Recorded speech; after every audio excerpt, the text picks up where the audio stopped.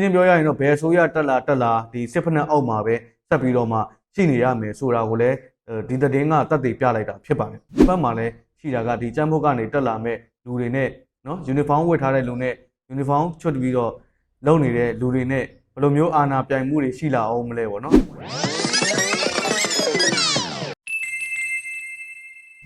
အားလုံးပဲမင်္ဂလာပါဒီနေ့ကတော့ဖေဖော်ဝါရီလ22ရက်နေ့ဖြစ်ပါတယ်ဒီနေ့မှာတော့သတင်းတစ်ပုဒ်ပြောတော့မှာပါပထမဆုံးသတင်းတစ်ပုဒ်ကတော့မြန်မာတိုင်းနိုင်ငံလုံးမှာရှိတဲ့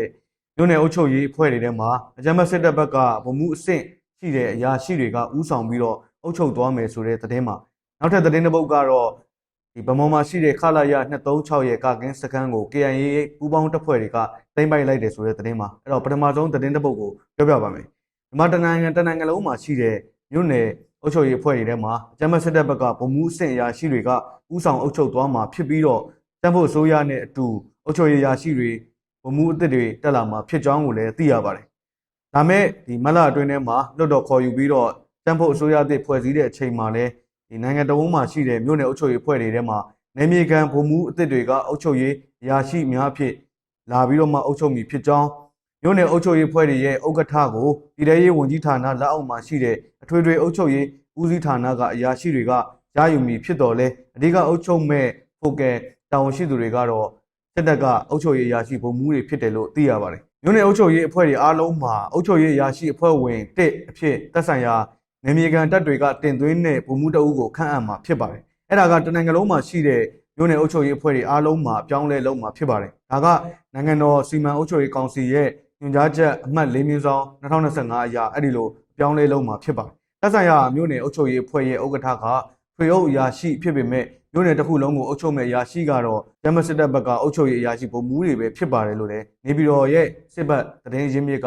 ပြောပါတယ်။အကြမ်းမင်းအွန်လိုင်းက2025ခုနှစ်ဇူလိုင်လ20ရက်နေ့မှာမြို့နယ်အုပ်ချုပ်ရေးဆိုင်ရာညွှန်ကြားချက်တရက်ကိုထုတ်ပြန်ခဲ့ပြီးတော့အဲ့ဒီညွှန်ကြားချက်အရမြန်မာနိုင်ငံတနိုင်ငံလုံးမှာရှိတဲ့မြို့နယ်အုပ်ချုပ်ရေးအဖွဲ့တွေအားလုံးနဲ့မှာစစ်တပ်ကိုယ်စားလှယ်တအူးကိုထည့်သွင်းဖွဲ့စည်းရမည်ဖြစ်ကြောင်းအဲ့ဒီညွှန်ကြားချက်မှာနောင်လာမဲ့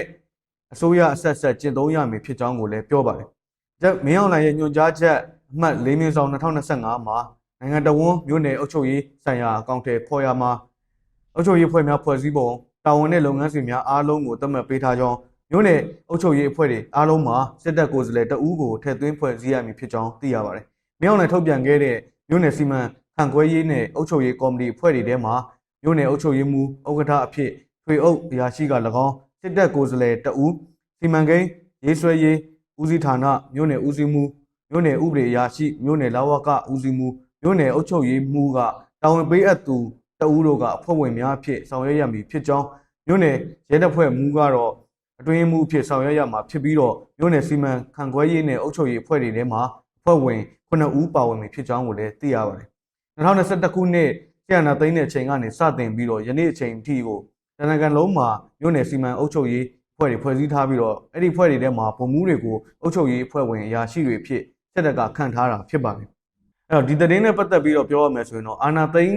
နဲ့ကာလအစကတည်းကနေစစ်ဘက်အုပ်ချုပ်ရေးဆိုပြီးတော့သူတို့လုပ်ခဲ့တယ်ပေါ့နော်စစ်အုပ်ချုပ်ရေးအရေးပေါ်ကာလဆိုပြီးတော့သူတို့လုပ်ခဲ့တယ်အခုချိန်ထိလည်းရွေးကောက်ပွဲပြီးတဲ့အချိန်ထိလည်းသူတို့ဒီအကြမ်းဖက်စစ်တပ်ဘက်ကအရာရှိတွေကိုအခုချိန်ထိဒီမြို့နယ်အုပ်ချုပ်ရေးမှုဒီအဖွဲ့တွေထဲမှာဟိုထည့်ပြီးတော့အုပ်ချုပ်မယ်ဆိုတဲ့ပုံစံမျိုးပေါ့နော်သူတို့ပဲအဓိကအုပ်ချုပ်မယ်ဆိုတော့အဲ့တော့ရွေးကောက်ပွဲလုပ်နေတာလဲဘာကြောင့်လုပ်နေတယ်လဲနော်ဆိုတာကတော့ဒီအတူရောင်ဆိုတာလည်းမြင်ရမှာဖြစ်ပါတယ်ရှင်းရှင်းပြောရရင်တော့ဘယ်ဆိုရတက်လာဒီစစ်ဖက်နှက်အောက်မှာပဲဆက်ပြီးတော့မှရှိနေရမယ်ဆိုတာကိုလည်းဒီသတင်းကတက်တည်ပြလိုက်တာဖြစ်ပါတယ်ပြီးတော့ဒီခိုးဆိုးလူနိုင်နော်အကြမ်းဖက်ဒီပတ်စံငွေညစ်ဖို့အနိုင်ကျင့်မဲ့ကောင်တွေကဒီမှာမြို့နယ်အုပ်ချုပ်ရေးမှူးအဆင့်ထိနော်ဒီအောက်ခြေအထိကိုလာပြီးတော့ဒီအုပ်ချုပ်မယ်ဆိုတော့အဲ့ဒီနေရာမှာထားမယ်နော်အဲ့လိုမျိုးဆိုတော့ဒီဘယ်လောက်ထိတော့မှပြည်သူတွေမှာပို့ပြီးတော့မှအနိုင်ကျင့်မှုတွေဆက်ပြီးတော့ရှိနေအောင်မလဲဆိုတာကတော့ဟိုပြောနေကြတော့မှမလိုဘူးပေါ့နော်ဒီတော့ဒီလူတို့ရဲ့လိုအပ်ချက်တွေကိုလုပ်ပေးရမှာပေါ့တကယ်တမ်းကဒီမြို့နယ်အုပ်ချုပ်ရေးမှုဆိုတာကဒီမြို့နယ်ထဲမှာရှိတဲ့ပြည်သူတွေရဲ့နော်စာဝတ်နေရေးပညာရေးစီးပွားရေးထားပါတော့ဒီလူမှုရေးတွေအဲ့ဒီအရာတွေကိုလုပ်ရတယ်နော်လုပ်ရတော့ပေါ့အဲ့လိုမျိုးနေရာတွေမှာဒီလိုမျိုးအကြမ်းဖက်စစ်တပ်ရဲ့အရာရှိတွေကိုထားမှာဆိုတော့သူတို့ကတော့ဘာတွေလုပ်အောင်မလဲပေါ့နော်တနက်ကင်ပြီးတော့အနိုင်ကျင့်မှုလောက်ပဲသိတဲ့လူတွေထပ်ပြီးတော့တစ်ဖက်မှာလည်းရှိတာကဒီကျန်းဖို့ကနေတက်လာမဲ့လူတွေနဲ့နော်ယူနီဖောင်းဝတ်ထားတဲ့လူနဲ့ယူနီဖောင်းချွတ်ပြီးတော့လုံနေတဲ့လူတွေနဲ့ဘ ဘယ်လိုမျိုးအာဏာပြိုင်မှုတွေရှိလာအောင်မလဲပေါ့နော်အနိုင်ကျင့်မဲ့လူကနှစ်ဖက်ဖြစ်လာပြီဆိုတော့ပို့ပြီးတော့မှသတိထားရမှာပေါ့နော်ပြည်သူတွေအနေနဲ့လည်းဒီ uniform မတူတဲ့နှစ်ယောက်ကြားထဲမှာဂျားမညက်စေဖို့လည်းသတိထားဖို့လိုတယ်လို့လည်းပြောချင်ပါတယ်။ပြီးတော့ဒီပို့ပြီးတော့မှကြောက်ရမဲ့လူတွေပို့ပြီးတော့များလာမယ်ပေါ့နော်အဲ့တော့ရှင်းရှင်းပြောရရင်တော့မိုင်ကွန်ပြောရရင်ဘယ်နေ့နော်အရင်တုန်းကလိုပဲဒီစစ်တပ်ကိုကြောက်နေရတဲ့ဟာကရှိနေအောင်မယ်ဘယ်နေ့အင်းရှိမှာ uniform နဲ့ဝတ်တဲ့လူတွေဘယ်ချိန်ဖြတ်လာမလဲဆိုတာကမှစောင့်အောင်ပါပေါ့နော်လက်ချီဖို့အတွက်ကိုလက်ချီပြီးတော့မျက်နှာလောက်အောင်စောင့်နေရမယ်အနေထားကတော့အခုချိန်นี้လည်းရှင်းရှင်းပြောရရင်ပို့ပြီးတော့ထင်ထင်ရှားရှားမြင်လာမှာသူတို့ရဲ့ပုတ်တိုက်မှုတွေလည်းပို့ပြီးတော့မြင်လာရမယ်လို့လည်းထင်တယ်ပေါ့နော်ဒီတော့ဒီစံခိုင်ရဲ့လူတွေနဲ့ဒီဘက်စစ်တပ်ဘက်ကလာမဲ့အုပ်ချုပ်မဲ့လူတွေနဲ့ပုတ်တိုက်မှုတွေဆက်ပြီးတော့လာအောင်မယ်တဲတွေ့ပြီလို့ပဲပြောရမှာပေါ့နော်ဒီတော်လိုင်းရေးဖွဲ့တွေနဲ့လည်းဘယ်လိုမျိုးတဲတွေ့မလဲဆိုတော့ခါတိုင်းတော့မှနော်ရှာပြီးတော့လိုက်ပြနေရတဲ့အနေထားမှာအခုဒီမျိုးနယ်အုပ်ချုပ်ရေးမှုအဖွဲ့တွေထဲမှာလာမယ်ဆိုတော့တော်လိုင်းရေးဖွဲ့တွေအနေနဲ့လည်းအရန်ကြီးလိုက်ပြီးတော့ရှာဖွေနေစရာမလိုတော့ဘူးပေါ့နော်သူတို့အပြင်ထွက်မဲ့အချိန်တွေပါတယ်လိုက်ပြီးတော့တကူးတကာရှာဖွေနေစရာမလိုတော့ဘူးတဲတွေ့ပြီးတဲတုတ်လို့ရပြီလို့လည်းပြောရမှာပေါ့နော်ဒါတော့ uniform ဝတ်ထားတဲ့လူတွေကပဲအာနာပိုကြီးမလား uniform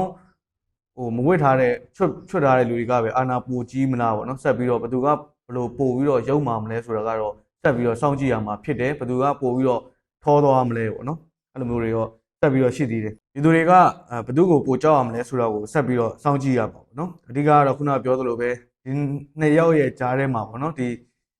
မတူတဲ့ uniform နှစ်ခုရဲ့ကြားထဲမှာပြည်သူတွေကြားမညက်ဖို့တတိထားပါလို့လည်းပြောချင်ပါတယ်ဒီတော့နောက်ထပ်သတင်းတစ်ပုဒ်ကိုဆက်ပြီးတော့ပြောပါမယ်နောက်ထပ်သတင်းတစ်ပုဒ်ကတော့ဗမော်မှာရှိတဲ့ခလာရ236ကာကင်းစကန်ကို KIA ပူးပေါင်းတပ်ဖွဲ့တွေကသိမ်းပိုက်လိုက်တယ်ဆိုတဲ့သတင်းမှာကချင်ပြည်နယ်ဗမော်မြို့အခြေစိုက်ဖြစ်တဲ့ခလာရ236နော်အကြမ်းဖက်စစ်တပ်ရဲ့236ခလာရ236တပ်ရင်းရဲ့ကာကင်းစကန်တစ်ခုကိုကချင်လွတ်လပ်ရေးတပ်မတော် KIA ပူးပေါင်းတပ်ဖွဲ့ကသိမ်းပိုက်နိုင်ခဲ့တယ်လို့လည်းတွေ့ရပါတယ်ဖေဖော်ဝါရီ21ရက်နေ့မှာခလာရ236ကာကင်းစကန်ကိုသိမ်းရခဲ့တာဖြစ်ပြီးတော့ဂျမစစ်တပ်ဘက်ကတိတ်ဆုံးမှုတွေထိခိုက်မှုတွေရှိခဲ့တယ်ခဲယမ်းလက်နက်တွေလည်းရခဲ့တယ်လို့တွေ့ရပါတယ်လက်နက်တွေရတယ်တရင်မှုတယောက်ဒဏ်ရာရသွားတယ်လို့လည်းသိရပါတယ်ခလာရ236ရဲ့တပ်ရင်းကို KIA ပူးပေါင်းတပ်က2025ခုနှစ်ဖေဖော်ဝါရီလမှာလည်းပထမအကြိမ်ပြီးသက်သိမ်းပိုက်ခဲ့ဘူးတယ်ပေါ့နော်နှစ်ကုန်ပိုင်းမှာတော့ဒီဂျမစစ်တပ်ဘက်ကနေပြီးတော့ဗမော်ကိုထင်ရတယ်ပြန်ပြီးတော့ထည့်တယ်နော်အလုံးရင်းနဲ့ပြန်ပြီးတော့ထိုးစစ်ဆင်တဲ့အတွက်တောင်ဒီ KIA သိမ်းထားတဲ့နေရာအချို့ကိုအခုချိန်မှာပြန်ပြီးတော့မှဒီအကြမ်းဖက်စစ်တပ်ဘက်ကနေရာယူထားတာဖြစ်ပါတယ် KIA အနေနဲ့လည်းဒီဗမော်မျိုးသိမ်းတိုက်ပွဲကိုတစ်နှစ်ကျော်ကြာတဲ့အထိကိုဒီဇိုင်းမမှတ်နေပေါ့နော်ဆက်ပြီးတော့ဆင်နွှဲနေပြီးတော့အပြန်အလှန်ထိုးစစ်တွေနဲ့ကိုဒီအခုချိန်ထိကိုကာလရှည်ကြာတိုက်ပွဲပြင်းထန်နေတာဖြစ်ပါတယ်ဒီဘက်ပိုင်းမှာလည်းအကြမ်းဖက်စစ်တပ်ဘက်ကဒီတိုက်ပွဲဖြစ်ပွားမှုမရှိတဲ့ဒီ KIA ရဲ့ထိန်းချုပ်နယ်မြေတွေကိုလေကြောင်းမုံကျဲမှုတွေစက်တိုက်ပြုလုပ်လျက်ရှိတာလည်းတွေ့ရတယ်မနေ့ကလည်းဒီဖေဖော်ဝါရီ21ရက်နေ့မှာ KIA တပ်မဟာ9ခုရဲ့နယ်မြေကဒီနေရာ9ခုထပ်မနည်းကိုလေကြောင်းတိုက်ခိုက်မှုတွေပြုလုပ်ခဲ့တာကိုလည်းသိရပါတယ်ကချင်ဒေသရဲ့ဒီစစ်ရေးအခြေအနေကတော့ဆက်ပြီးတော့ပြင်းထန်ဖို့လည်းရှိရပေါ့နော်ပို့ပြီးတော့တတိထားရမယ်နော်နေရာနဲ့နှံ့မှာလည်းဒီသတင်းနဲ့ပတ်သက်ပြီးတော့ပြောရမယ်ဆိုရင်ဒီတရင်မှုအဆင့်တွေလည်းအခုချိန်မှာတန်ရာရတယ်တေရတယ်နော်လက်နက်တွေတော်တော်များများလည်းအလှူတွေ